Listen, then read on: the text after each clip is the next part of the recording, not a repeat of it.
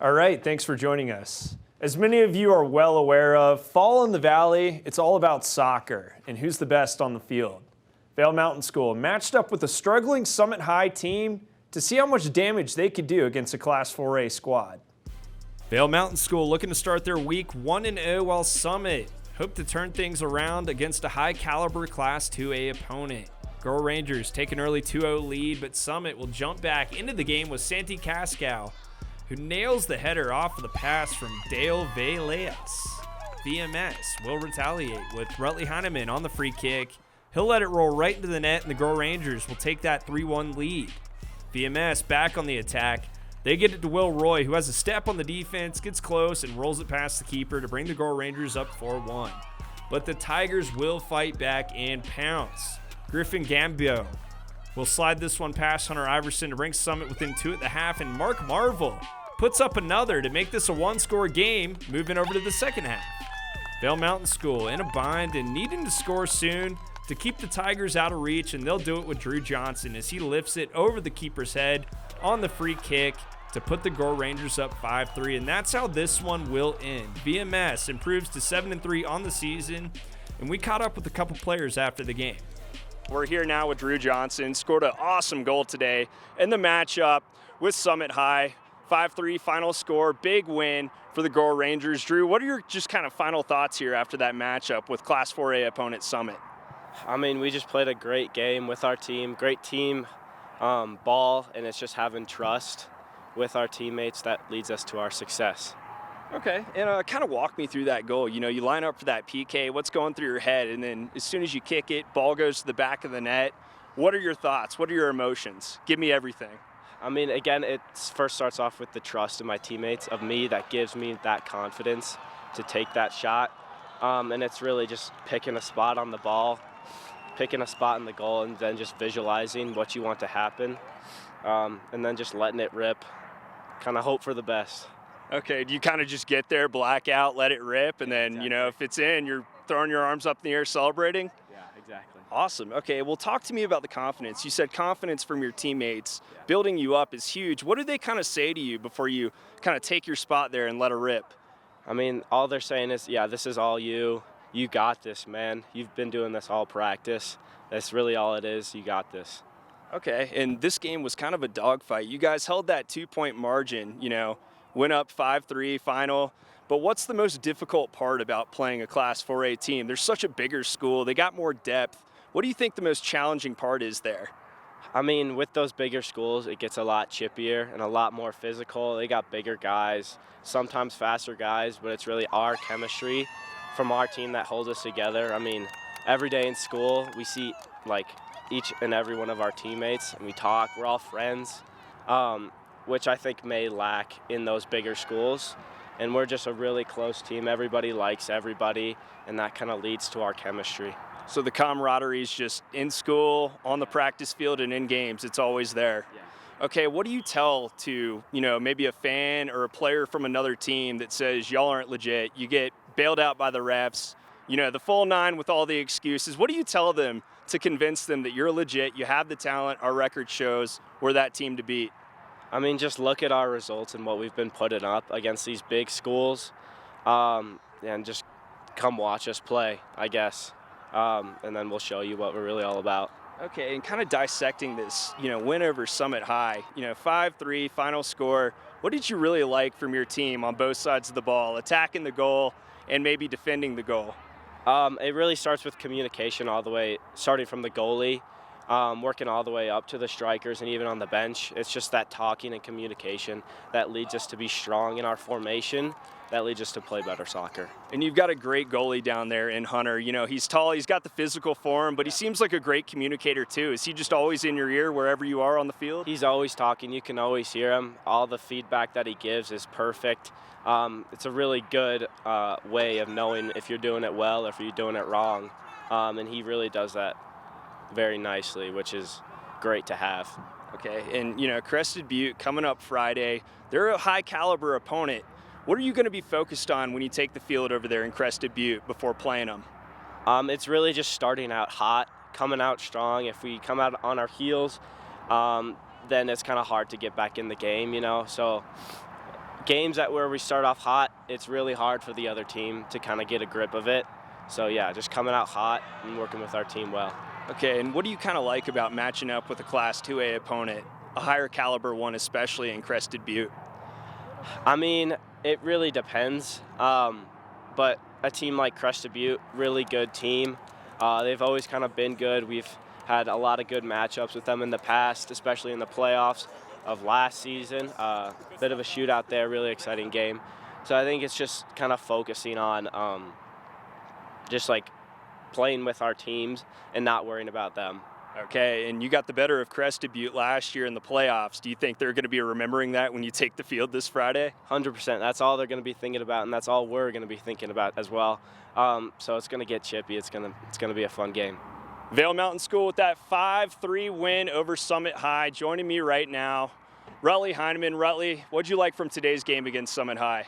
Kind of keeping our emotions under control. They were talking the whole game, and we stayed composed, and we got the win. And yeah, it was just a great all-around game from the team. Yeah, there was a lot of noise. I was sitting sideline right there, heard some comments, maybe some not so polite things, but how do you keep all that noise out of your head when you're in game mode like that? Kind of just go back to basics, play how we play. Kind of just, just try to keep it out of your heads. Just stay composed during the whole entire game, and we did that. And I think that's the main reason how we got the win.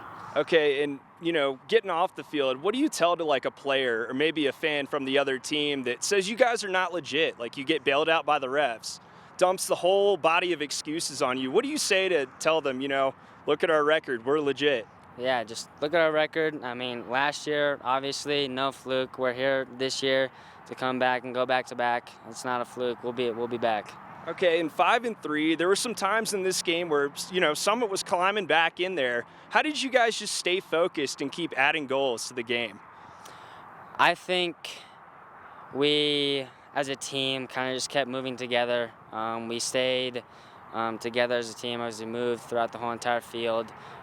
We stayed really composed on defense, and we kind of just passed the ball around and got the win. Okay, and Summit, they're a 4A school. Y'all are 2A. What's the most difficult part about playing, a schooler in a higher division with more bodies at their school? I just think before the game going into it, they kind of just write us off. So we have to prove every single game against the bigger school that we are a legit, very good team, and we're here to stay and we're here to win. Okay, and how sweet is it when you knock off a school with more depth on their program and roster?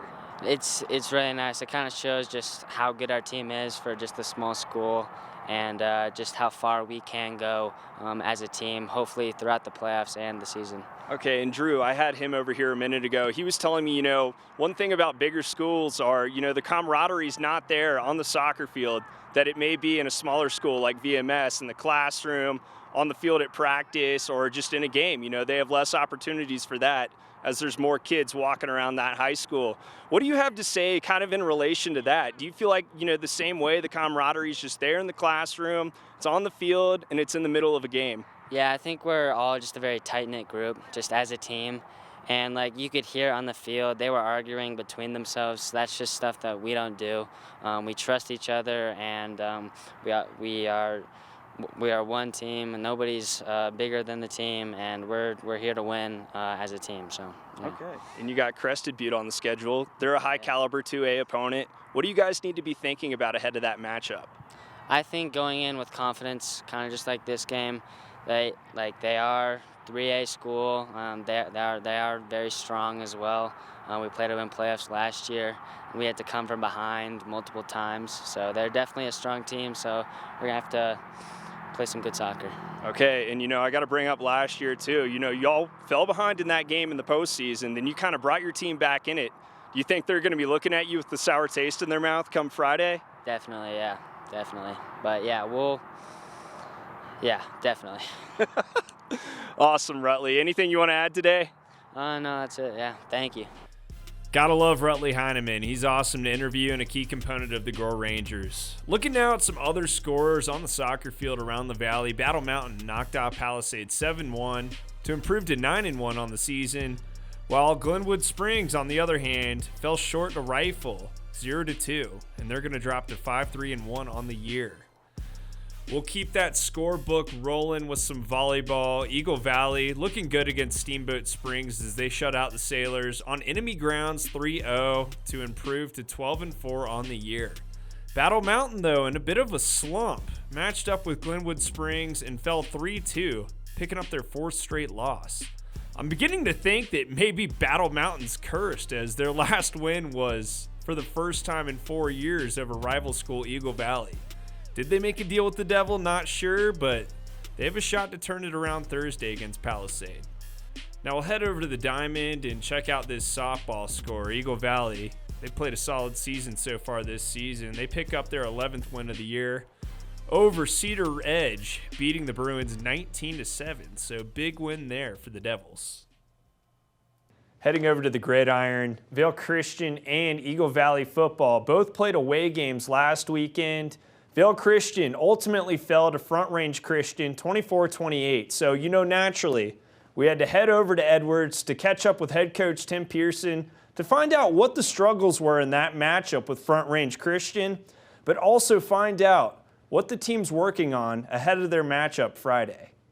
Well, it's week 6 for high school football here in the Centennial State, and Vail Christian, they've got a game coming up this Friday at 7 p.m. against Plateau Valley. They're sitting at 1-4 on the season. Vail Christian 2-2 on the year, looking to pick up their 3rd win of the year. Joining me right now, head coach Tim Pierson of Saints football. Coach, what are you guys kind of focusing on this week to get ready for that game on Friday? We're really focused on us. We felt coming out of that win with McClave, and then we tried to fix some things going into the Front Range loss. But it's really, we got to focus on us getting better at the little things. So kind of just a lot of focus inward right now. Okay, focusing on a little more detail this week in practice. If you could go back to last week, dissect that loss against Front Range. What kind of went wrong there on that field in that game? Well, it's interesting. You watch the film, you review it. It's the same story from the week before where we came out with a win. One missed assignment or mistake sets a hole for the offense, and so not being able to move the ball and score was difficult. So a missed assignment by different folks on each play, just 7 guys doing their job, 1 miss, or 6 guys doing their job and 2 misses, and just that consistency of, hey, let's all be on the same page for 8 guys doing their job, because that's important to be successful. So that we got to get better at nailing down our 2-point conversions. We worked a ton on it last week and still couldn't execute on converting our 2-point conversions. So that's another thing we got to continuously get better at that we're looking to do. Okay, and a lot of coaches tell me that, those losses are pretty important because you learn a lot about your program, really, and those not so great outcomes. But what do you think you guys took away from that game that you could maybe implement in this one Friday? Oh, it's definitely, do less. We are a pretty much do less team, but we need to we call them our sainted 6 plays. It's a power, it's a counter, it's a sweep, it's an ISO, and we gotta execute those plays really, really well, and the rest of it. So that's kind of where we're at right now. And coming out of a loss like that, it really hurts. It really stings. Great credit to the other team. They had an excellent scheme and plan, showed us some things different from what we were expecting on film, but yet our blocking rules and assignments still answer all those things. So getting back to those rules, getting back to just knowing our assignments and executing. Okay, and 2-2 on the season, probably not where you want to be, but at the same time, the season's far from over. There's still room to make improvements and still come out on top of that regular season schedule where you want to be sitting. How much would a win Friday spark up that locker room? Oh, anytime you win, it's a good feeling. Anytime you lose, it's a bummer feeling. So I would say, yeah, a win would be huge. And so that's definitely our focus and the energy, and it's homecoming week for us, so all those distractions are going on. But yeah, it would be awesome. Okay, and with homecoming, like you just pointed out, some other little distractions going on maybe on campus before you hit the football field before practice. But what have you guys really focused on? What have you told your guys? Be thinking about this week. It's just getting back to those assignments and doing your job and not taking a play off or or making sure that we're all on the same page for executing. And so, just that same thing. I sound like I'm repeating myself, but it is that simple. We got to, and just also, like when it is a 2-point conversion, that, hey, this is important. We scored, we're happy, we're excited, but we still have 2 points left on the board out there we got to get. Okay, and we're nearing kind of that halfway point of the season, coming up on it. Are there any kind of unexpected but positive surprises that you didn't really see coming, maybe this season when you first took the field, week 1 of practice? I'm happy the grass is still green and we got some warm weather. I mean, it's a nice warm week. It hasn't started snowing yet. So all those things are super positive. For the most part, we're pretty healthy, and so I'm pleased with that. There's some injuries here and there, but still for the most part, just thankful for that and just the opportunity to come out and play. Good group of kids. So when you're in it with a good group of kids, it's always fun. Okay, and anything you'd like to add? No, thanks for doing this and covering high school sports. Yeah, not a problem at all. It's always my pleasure. Make sure to come out Friday as Vail Christian will be taking on Plateau Valley. So stay tuned for that game coming up Friday at 7 p.m. We'll do some player interviews now. Vail Christian, they've got a big one this week against Plateau Valley, sitting at 1-4 on the season. Joining me right now, wide receiver, tight end combo, and defensive end, Will Newman. Will, what are your thoughts ahead of this game with Plateau Valley? We have a lot to prove. We came off of a really tough loss. We all put our hearts on the line, and it's a tough loss. They're 1-3, I believe, so there's a team we should really come out and have a statement game. Yeah, so we should be able to prove some things to the whole league. Okay, and how's kind of the locker room feeling coming down from that loss last week? Are they, hungry for redemption, or are you guys down at all? Like, tell me kind of the mindset. Walk me through that locker room feeling. After the game, it was a tough probably hour, and kind of the bus ride home, we kind of let each other soak in this feeling of a loss that was tough. And we watched some film yesterday, and then we kind of were like, we were flushing it. It's behind us. We made our mistakes. We're going to learn from it and go to the next one. Okay, and what do you kind of think the main focus is this week in practice to kind of get in control of the game early and maybe take that dub this Friday? It's an effort thing. We mentally have had a lot of mistakes, and it's just a lack of effort sometimes, and so we have to be able to flip the switch that we haven't found yet, but that's the focus this week, is find that switch. Okay, and we're nearing kind of that halfway point in the season. You guys have played 4 games. It's around week 6 or so. Any unexpected surprises maybe with the team that maybe are positive that you didn't expect to see this season? We have a lot more athletes than we thought we were going to have coming into this year, and we have so much potential. It's just we got to unlock it. And so, it's, like I said, it's find that switch. Once we find it, I think we're going to be a scary team. Okay, and what aspects do having more depth have? A lot of things. It's good in a lot of ways because everyone can play every position, but at the same time, it makes it challenging sometimes because everyone has to kind of know everything. So there's good and bad with it, but we're excited for it. Okay, and with this game coming up against Plateau Valley, as soon as you step on the field, what do you want to happen from your team? Like I said, it's just an effort thing. We have to be able to give it our 100% the whole game. And when we do, I think we should really be able to blow this team out of the water. Okay, and back to that loss last weekend, what do you think you learned along the way in that loss? You learn a lot from winning, but I think you learn even more from some of those L's you take along the way. If you could just elaborate a little. For sure. Yeah, no, it's, I think as leaders, we have to hold each other to higher accountability. Sometimes when we see someone miss a play, it's like, okay, whatever, next play. But I think we have to check in with each other. When someone misses a block, go over to them, constructive criticism. Yeah, it's just important as leaders. I think we have to hold each other to a different level because we're capable of that level. We just haven't been playing at that level yet. Okay, and at 2-2 on the season, probably not the way you guys wanted to start off the year in those 4 games, but at the same time, there's a lot of season left, plenty of time to turn that around. What would a win this week do for that locker room to get them fired up again?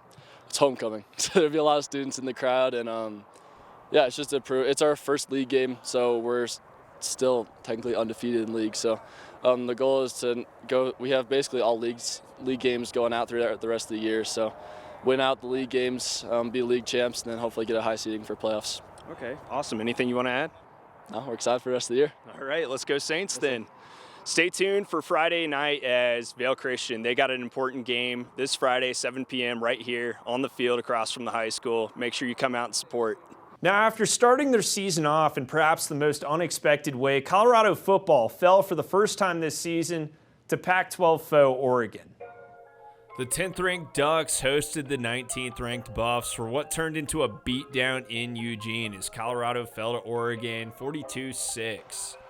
The team will focus their attention on a matchup with 8th-ranked USC back home in Boulder, only they may be doing it without their star defensive back Shiloh Sanders. Sanders, he suffered from an undisclosed injury in Saturday's loss, but Coach Prime, in a presser Tuesday, remains optimistic for his son's return this weekend. Now taking a look over at the Week 5 AP Top 25 poll. Colorado no longer in the conversation after that huge loss on the road in Eugene, but listed below in receiving votes to get back in, along with Air Force, who's undefeated on the year at 4-0. Air Force, they're going to match up with San Diego State on Saturday after coming off a huge win over San Jose State last Friday. The Falcons take on the Aztecs Saturday at 6 p.m. Colorado State hosts FCS opponent Utah Tech on Saturday, which will come at 5 p.m. Transitioning over to Division II football, Colorado School of Mines still standing proud at number 2 in the country, while Western Colorado moved up a couple spots and is sitting at number 17. Both RMAC schools are undefeated on the year and remain the only 2 schools from the Centennial State in Division II football that are ranked. CSU Pueblo, they were in the conversation, hit the board once this season, but it was short-lived as they played Western and Mines back-to-back to fall to 1-3 on the season.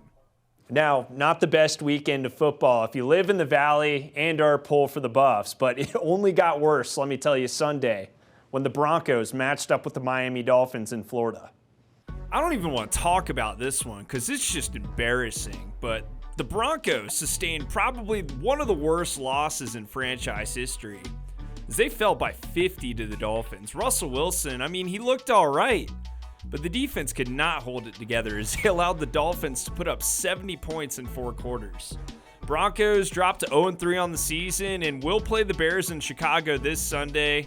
That game is going to kick off around 11 a.m. With the Broncos dropping to 0-3 on the season, I'm going to go ahead and write it off that we probably won't see the Broncos making a playoff appearance this season, but they'll try their luck again this weekend, and they may stand better as the Bears have been struggling all season. Make sure to continue coming back to us for all the latest sports coverage around the Valley and beyond. We'll see you next time.